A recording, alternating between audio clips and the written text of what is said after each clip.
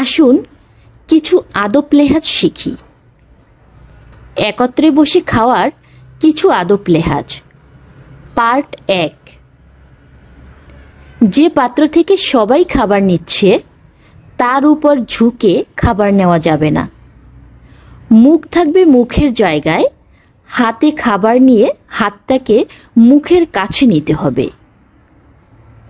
হাতে থেকে যাওয়া অতিরিক্ত খাবার যা একেবারে মুখে ঢোকানো যায়নি তা ঝাড়া মেরে প্লেটে ফেলে দেওয়া যাবে না। হাতে ধরে রাখতে হবে। তারপর মুখের খাবার শেষ হলে বাকিটুকু মুখে দিতে হবে। হাতে নেওয়া সমস্ত খাবার মুখে দিয়েছেন, এখন হাত কোথায় রাখবেন?